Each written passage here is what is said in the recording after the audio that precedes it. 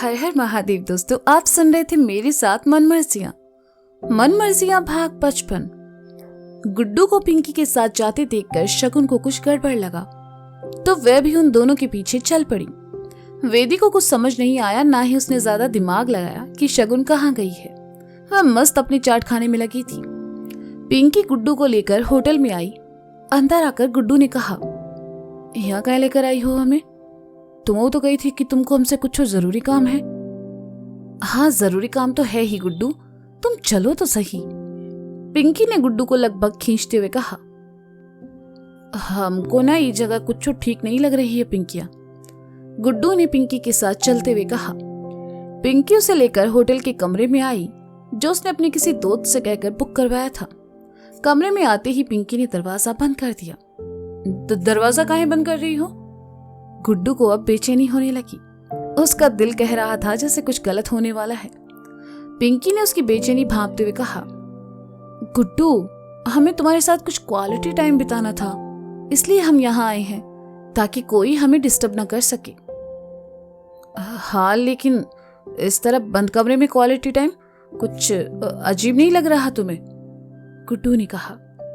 पिंकी गुड्डू के करीब आई और अपनी उंगली उसके गालों पर घुमाते हुए कहा, तुम सच में बहुत भोले हो गुड्डू। क्वालिटी टाइम मतलब तुम और हम, हमारे बीच तीसरा कोई नहीं आएगा। पिंकी ने जैसे ही गुड्डू को छुआ, एक झुरझुरी से उसके जिस्म में उठी और उसने पीछे हटते हुए कहा, पिंकिया, हमें कुछ समझ नहीं आ रहा।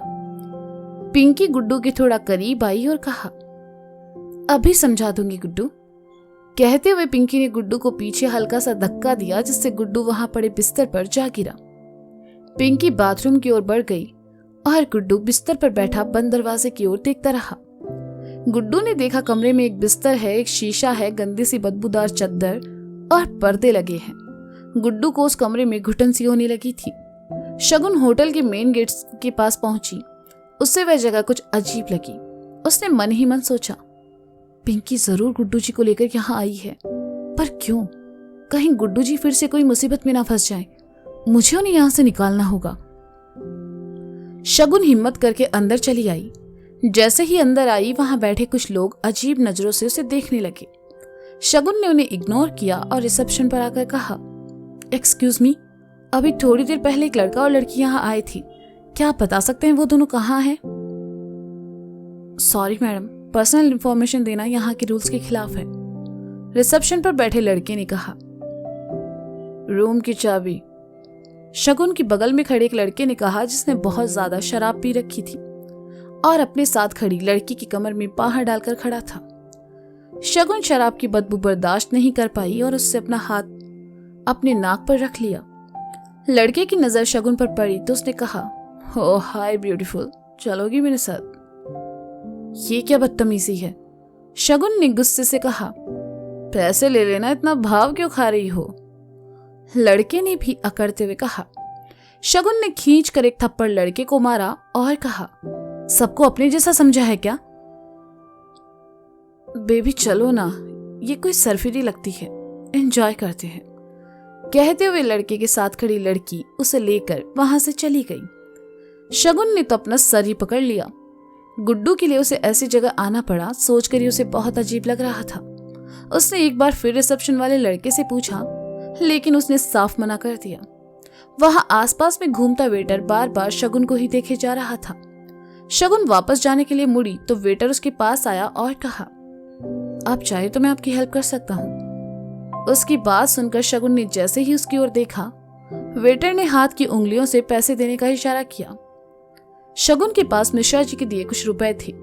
शगुन ने उनमें से ही एक 500 का नोट निकालकर उस वेटर को दे दिया और वेटर ने टिश्यू पेपर पर रूम नंबर लिखकर शगुन को पकड़ा दिया।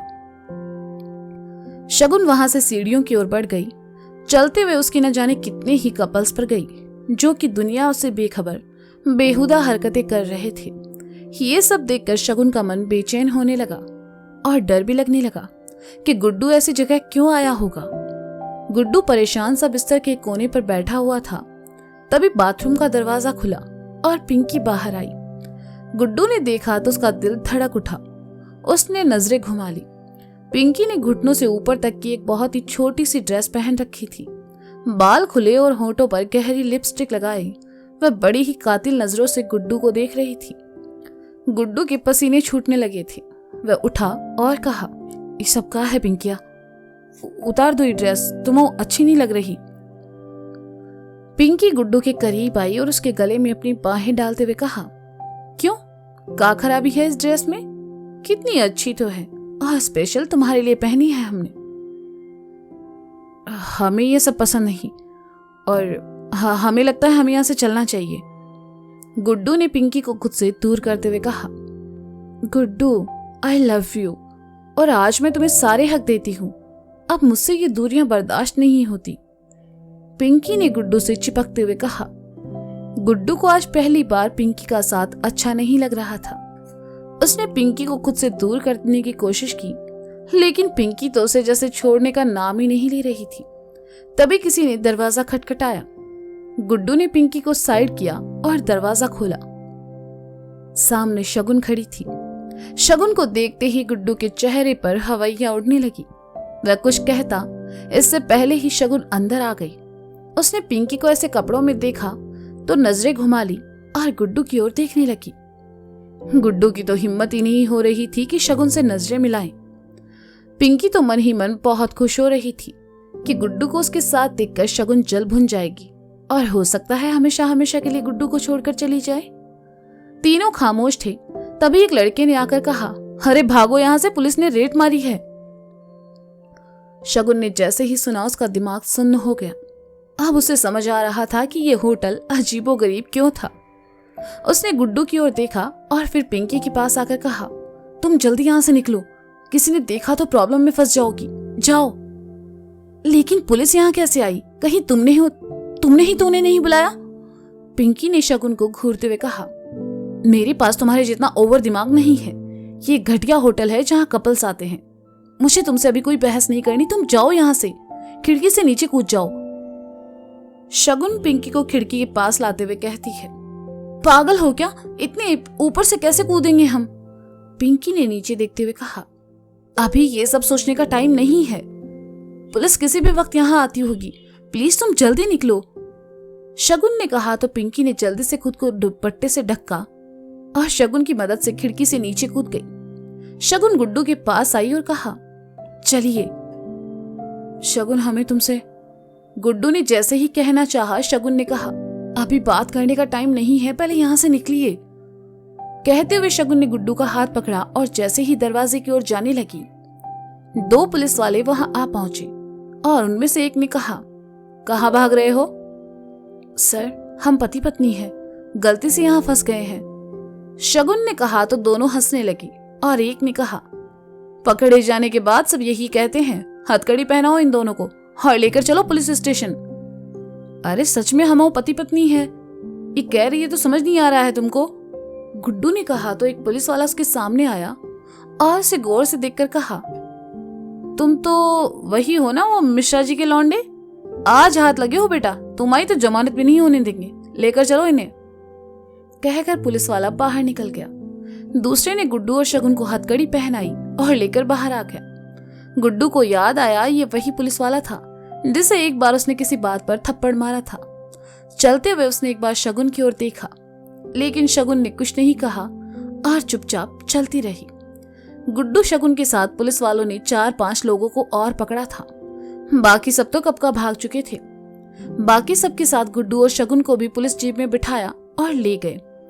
चाट पाले के पास खड़ी वेदी की नजर जब जीप में जाती शगुन पर पड़ी तो उसके होश उड़ गए और उसने कहा, ये भाभी को पुलिस कहाँ पकड़ी है?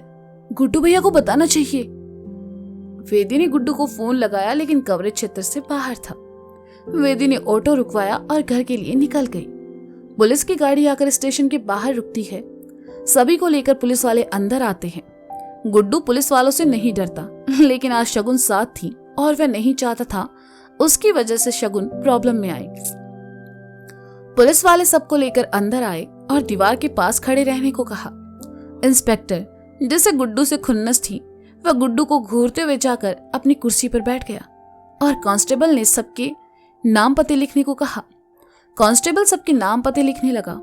गुड्डू के सामने जब कांस्टेबल आया तो गुड्डू ने कहा, यार तुम लोग हमारी बात काहे नहीं मान रहे हो? हम वो कह रहे हैं हम उनके पति हैं, जाने दो हमें। ऐसा है गुड्डू भैया, पुलिस की रेड में पकड़े गए हैं आप। ज्यादा चूं चपड़ की ना तो उठा के अंदर डाल देंगे, क्या समझे? इंस्पेक्टर ने गुड्डू की तरफ आते हुए कहा। अरे हम झूठ नहीं बोल रहे हैं, अभी कुछ दिन पहले ही हमारी शादी हुई है उनसे, गुड्डू ने कहा। शादीशुदा लोग ना ऐसे होटलों में नहीं जाते हैं गुड्डू मिश्रा, इंस्पेक्टर ने कहा। तो गुड्डू ने एक नजर सहमी हुई शगुन को देखा और कहा, अच्छा एक ठो काम करो, उन्हें जाने दो, हमें ही यहाँ रख लो। काहे छोड़ दे, मजे तो उसने भी किए हैं ना, इंस्पेक्टर ने गंदी नजरों से शगुन को देखते हुए कहा। गुड्डू ने दोनों हाथों से उसकी कॉलर पकड़ी और घूरते हुए कहा, अबे इंस्पेक्टर, साले जबान खींच लेंगे तुम्हारी अगर उनके लिए एक शब्द भी कहा तो। इंस्पेक्टर ने देखा सब उसे ही देख रहे हैं। उसने पास खड़े कांस्टेबल को इशारा किया। कांस्टेबल ने गुड्डू को दूर करने की कोशिश की, लेकिन मजाल है गुड्डू इंस्पेक्टर को छोड़ दे। ये देखकर 2 कांस्टेबल और आए और गुड्डू पर डंडे बरसाने शुरू कर दिए। शगुन से जब देखा नहीं गया तो वह गुड्डू के पास आई और उसका हाथ पकड़ते हुए कहा, गुड्डू जी छोड़ दीजिए इन्हें, गुड्डू जी प्लीज।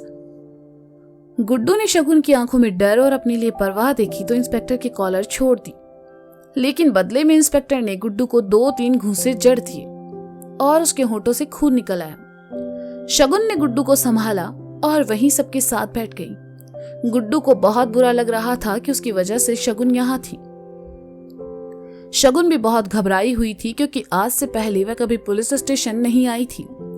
इंस्पेक्टर वहां से चला गया। कुछ देर बाद ही मिश्रा जी और मिश्राइन वहां आ पहुंचे।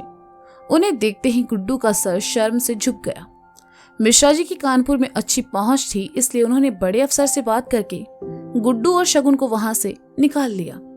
रास्ते भर गुड्डू और शगुन खामोश रहे, बस मिश्राइन आंसू बहाती रही।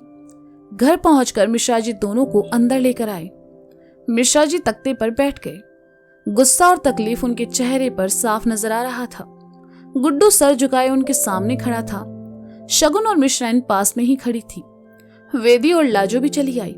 मिश्रा जी गुस्से से उठे और जैसे ही गुड्डू के पास आए, शगुन एकदम से गुड्डू के सामने आ गई और नजरें झुकाकर मिश्रा जी से कहा, गुड्डू जी की इसमें कोई गलती नहीं है पिताजी। तो दोस्तों ये था मनमर्जियां भाग 55। इसका अगला भाग आप जल्द ही सुनेंगे मेरे साथ। तब तक के लिए शुक्रिया, बाय बाय, अपना ख्याल रखिए और हाँ, सुनते रहें मनमर्जियां मेरे और मिश्रा जी के साथ।